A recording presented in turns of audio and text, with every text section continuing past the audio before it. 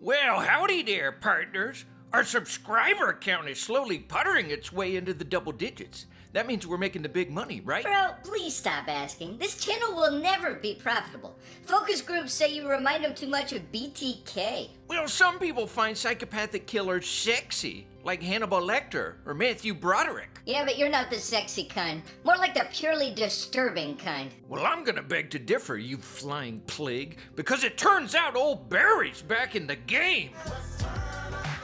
No, Barry, don't bring up... That's right, kids. I finally got lucky last night. Charla and I are officially an item. Barry, are you sure the old gal's breathing? You might want to pick her head up before she pulls a Hendrix. Yeah, she's fine.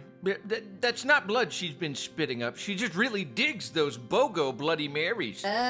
Please tell me you didn't, No. This ain't the Russell Brand show, for Christ's sake. She's just drunk off her ass. And we have not consummated. But we will, Fly. We will. Once she manages to sober up. Well, congratulations, Barry. She smells like fucking Bonnaroo. See, I knew you'd be jealous. Today's movie is 1995's revisionist western The Quick and the Dead, directed by Sam Raimi. Which might explain why Barry chose to dress up like Twinkie the Kid. Shouldn't you be orbiting a portable toilet or ruining somebody's cookout? For starters, The Quick and the Dead is a title that's lifted from the New Testament and hints at the moment when the Almighty will levy judgment upon the living and the dead alike. But it's also a pretty on-the-nose label for a movie that really does divide its characters according to quickness and deadness. More on that later. We begin in the year 1881 with a character known only as the Lady, played by Sharon Stone. She's coming off the desert into a town named Redemption, just in case the New Testament reference didn't clue you into this movie's thematic interests. Now, this movie's as old as the f***ing Benz, so prepare to feel old and washed as you revisit yet another of Barry's certified bangers. And prepare for spoilers. From what I can tell, your best shot to get rich in Redemption is to get into the casket making industry. This old fella's making more coin than Standard Oil. Because this old West town's even more violent than the one from HBO's far superior tale about the Old West. Welcome to f***ing Deadwood. Can be combatant. Yeah, why aren't we reviewing Deadwood? Yeah, because HBO tends to be pathologically and assholishly protective of their properties. Rivaled only by that asswipe Paul Verhoeven's production company, who filed like 1,000 copyright claims against our Total Recall breakdown. But his movies still rock. Yes, they do. But back to The Quick and the Dead. It's not clear at first why the lady's back in town, but what is clear is that she doesn't cotton to horror shaming. I've had a room. Who's next door?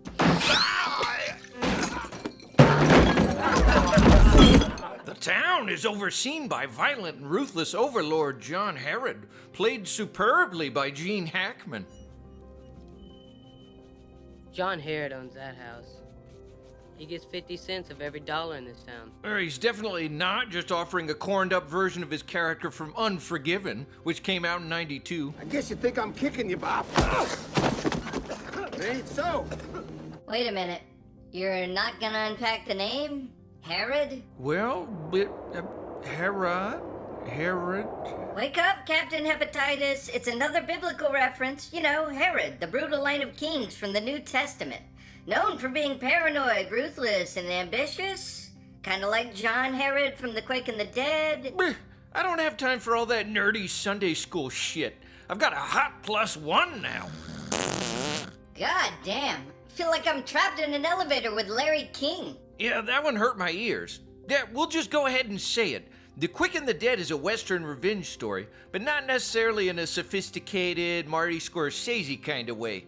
In 2002's Gangs of New York, for instance, there's a sense of occasion for the revenge. Amsterdam's character has finally come of age and escaped the Hellgate House of Reform, so it makes sense that his next move is to exact revenge upon the tyrannical Bill the Butcher Cutting, the man who killed Leo's father, Priest Valen. Seriously? Marty agreed to name him Bill the Butcher Cutting? These directors need to learn some subtlety. That's almost as bad as naming a character Bankrupt Barry. Zing!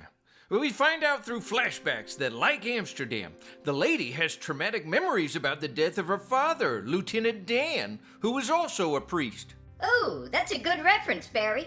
But you ain't got no legs, Lieutenant Dan. Yes, I know that. Okay, back to the cowboy movie. So Sharon Stone's full backstory arrives to us brick by brick on a kind of Sam Raimi installment plan. Wait, please. Don't make my little girl watch this. Please, let her go. And then later we get a little more. I'll give you 3 shots to save your daddy's life. Shoot the rope. Until finally... Whoa, Nelly, that's some nice shooting text. And that, my friends, is a fine example of bathos. Ah, you're so pretentious, bro. I think your date would benefit from taking a few bathos. But what the hell has Sharon Stone's character been doing this whole time? I mean, she's a grown-ass woman. Why is she making her pilgrimage to redemption now? It's not trying to be a deep movie, Barry. Gangs of New York is nearly 3 hours long. The Quick and the Dead is shorter by over an hour. You can't hold it to the same standard. Yeah, so because the movie is short, we're not allowed to understand the characters? Blech, shoddy craftsmanship. In any case, the lady seems to disdain everyone in town except this blind kid. You're pretty. You're not. Do you have some particular problem with me? I'll let you know. And she may talk like Clint Eastwood, but she drinks like Mel Gibson. Hey, why is there a little old turd in the bottom of their whiskey glasses? Our viewers are gonna think Ellis added those in digitally, but I'm being serious. This is how it appears in the actual movie. Well, this is the 1800s. They were literally mixing tobacco, snake heads, river water, and burnt sugar into their batches. Maybe it's supposed to be a lump of molasses, but if anything, a small turd or two probably would have improved the flavor. We learn that the townsfolk of Redemption amuse themselves by running an old-fashioned gunfighting tournament that works via some kind of demented Final Four bracket system. And in case I haven't mentioned it yet, Sam Raimi managed to get quite a few top actors to appear in this goofy picture. Opposite Gene Hackman, Home Alone star and Michael Jackson apologist Macaulay Culkin plays the kid. No more dicking around with the names, Scott Aukerman. Get it right. Fine. The kid is played by Leonardo you know, the guy from the Timothy Treadwell movie. Well, not to mention Gangs of New York, which you brought up like 3 seconds ago. And everybody's dying to get slain by John Herod because this gun tournament is the Old West equivalent of the Roman Colosseum. And this is a landscape littered with violent children orphaned by war. Yeah, it's pretty f***ing rad. Everyone hates John Herod, and this tourney is their chance to brutally kill him. But the rub is that he's a really good gunfighter. It's sort of like The Purge. All I hear from you, you spineless cowards, is how poor you are. Yeah, but it begs further questions about occasion. I mean, are we supposed to assume that this is the first year they've done the tournament, or does this happen every year? If this is the first time it's happened, then what prompted the decision? I mean, why now? Dude, don't even try to sharpshoot this movie. This isn't pretending to be Shakespeare. This is just Sam Raimi giving us his best Sergio Leone impression. There's nothing wrong with that. And for you music lovers, we got Tom Petty cameoing as Ratsy, John Herod's prize toady. I did that, Mr. Herod. Ratsy, you ruined the contest. You're gonna take shots at Tom Petty? Seriously? You look like Richard Reel from Office Space. And the Ratsy actor's name is Rain or Shine.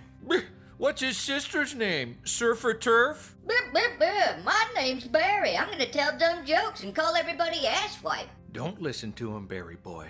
We've got hot Charla on our side now, and we're gonna prove them all wrong. Well, speaking of star power, we've got yet another preacher character coming into the mix. Played by a pre-LA Confidential Russell Crowe, Court here used to be one of Herod's henchmen, but like so many lowlives, Court has gone legit by pretending to find God. I'd like to kill them all for what they've done, but I won't. Killing people is wrong. I mean, I'm pretty sure these guys were in the John Glanton gang at some point, because this movie plays out like its main sponsor is the f***ing NRA. And apparently the town of Red Dead Redemption doesn't think too highly of men of the cloth. Turn the other cheek, preacher. Kick his ass. You teacher!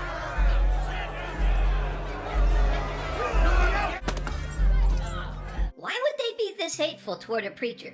Haven't seen a religious figure mocked this viciously since Kit Hovind went to jail for allegedly body slamming his wife. Ooh, toasty. And now that we've roasted the disgrace... Ad break! Time to get paid! Okay, folks, we here at Bankrupt Barry realize that most of our viewers are paying alimony for marriages or one-night hookups that, much like my life, didn't exactly pan out.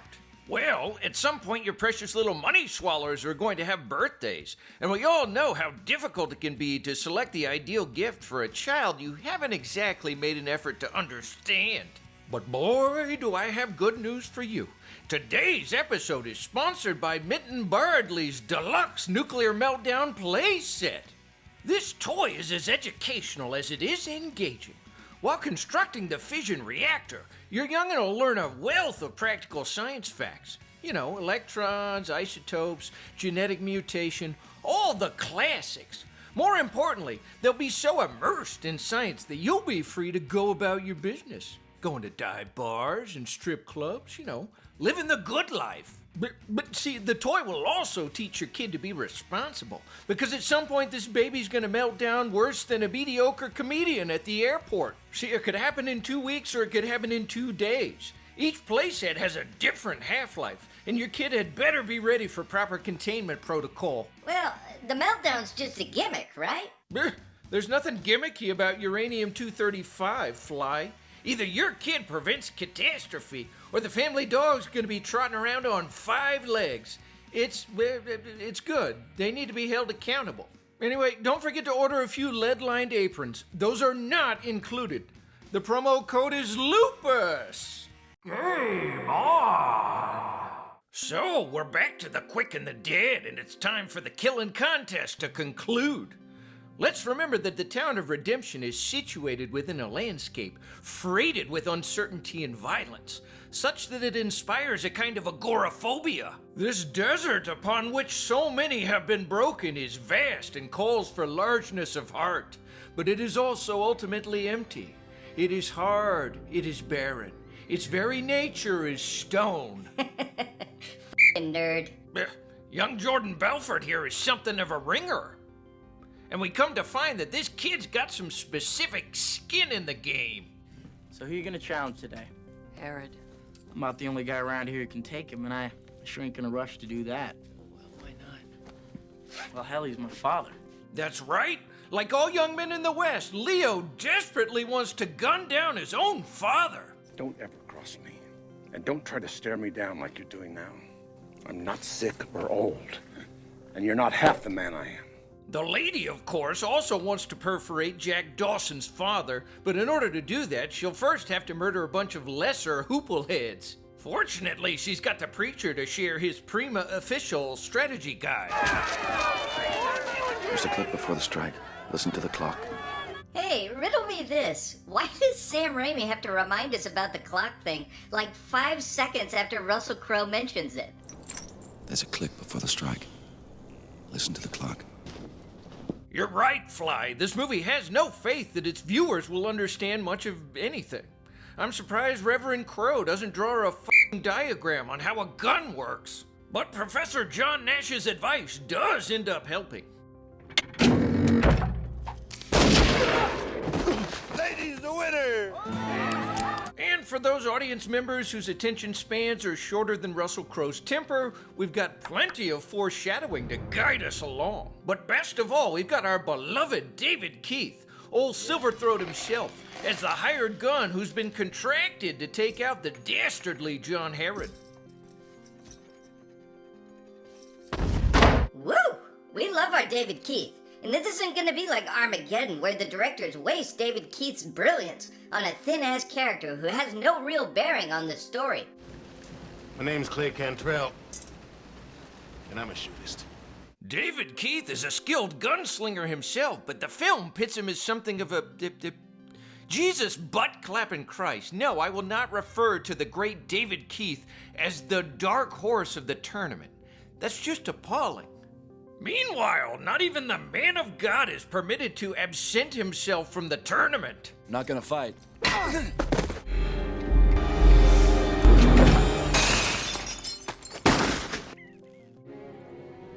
Anyway, the tourney carries on, and as the town of Redemption's male populace plummets, I just feel grateful that this movie isn't steeped in a bunch of lame-ass stereotypes about Native Americans.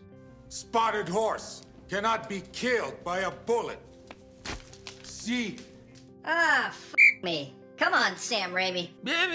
Let's just relax. Maybe his character will reach a higher state of complexity as the film advances. Spotted horse cannot be killed by a bullet. Spotted horse cannot be killed by a bullet.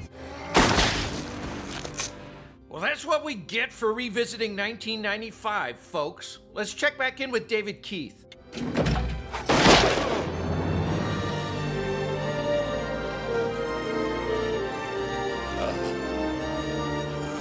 Son of a bitch! Who in the land of dry dick and nuggets are we supposed to root for now? Watch your mouth, you little abomination. There's a lady present, and she doesn't appreciate that kind of junkyard language. S-wipe. I'm like 90% sure the woman's dead, and I don't think a little salty language is gonna bother her. Have you seen what she did to our toilet, bro? So there is some chemistry between the lady and the kid, but if you know anything about Leo here, then it should already be obvious that Sharon Stone's way too long in the tooth for his taste. So she bangs the preacher instead.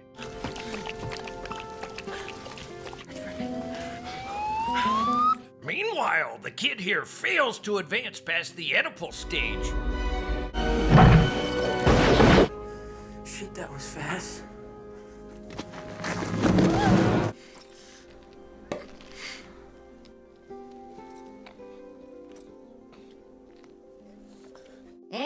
That whole reaching business is a little overcooked. Yeah, Herod may be a fast draw, but he's even quicker at dismissing the idea that the kid is one of his illegits. It was never proved that he was my son. He was a farmer that... He wasn't mine. I've heard you give that exact same speech, Barry. But if the preacher and the lady hope to topple King Herod, they're gonna need a bigger boat. I mean, they're gonna need to borrow some of that foreshadowing we mentioned earlier, and they'd best not miss. What kind of ink do you have? Any kind you need. Like an overgrown, narcissistic child marshaling his toys, Lord Herod pits his sworn enemies, the lady and the priest, against one another during the tournament's final bracket. But they choose, pacifism. Is that right? Well, yeah, until Royal Tenenbaum threatens to have him gunned down. Neither one of you fire. My men will gun you down.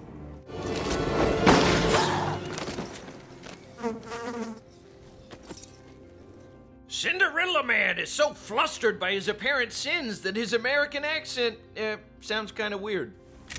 That's what you wanted all along? Why don't you come and get some? But that's okay, because they've hatched a plan. I always wanted to fight you, Court. Ever since the first time I saw you. It's just this itch that I had to scratch.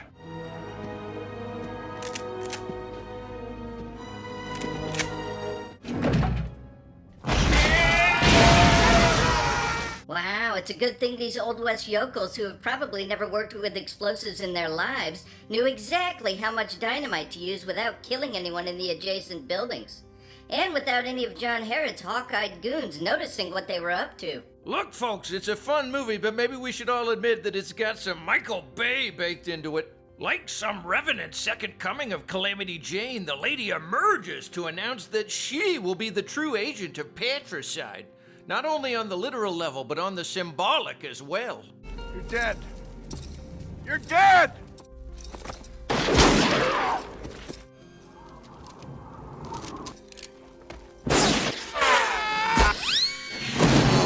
And apparently the blind kid is a forebearer of George Romero. Wait, this is too f***ing clumsy to overlook. For whose benefit does the blind kid tip the ink bottle they used for fake blood?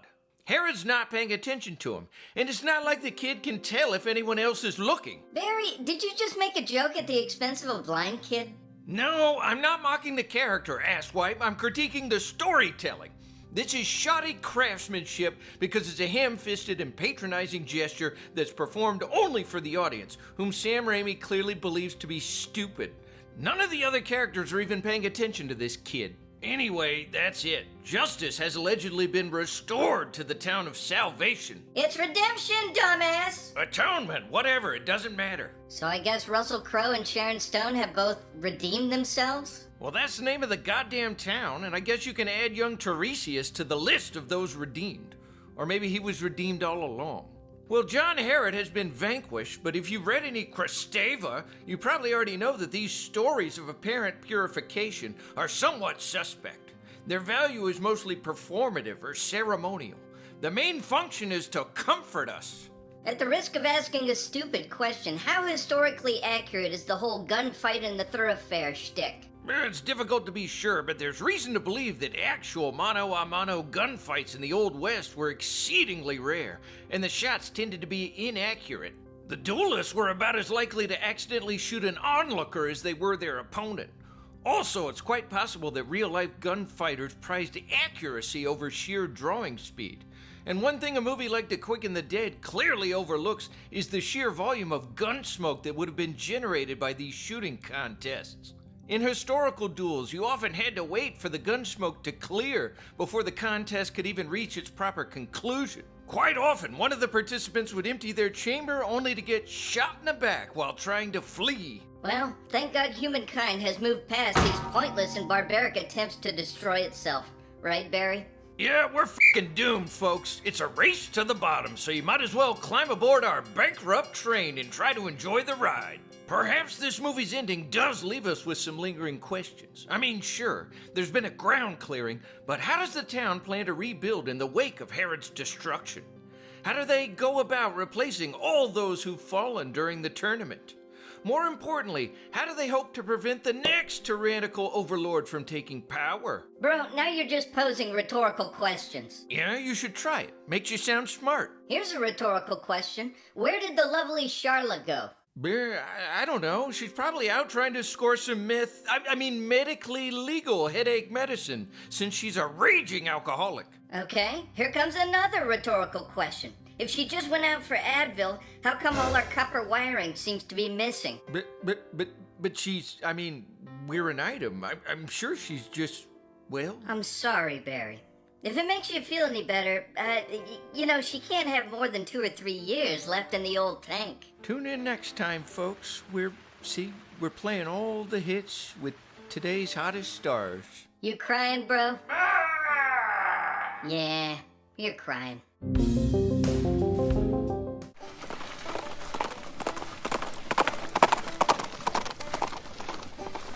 Ass wipes.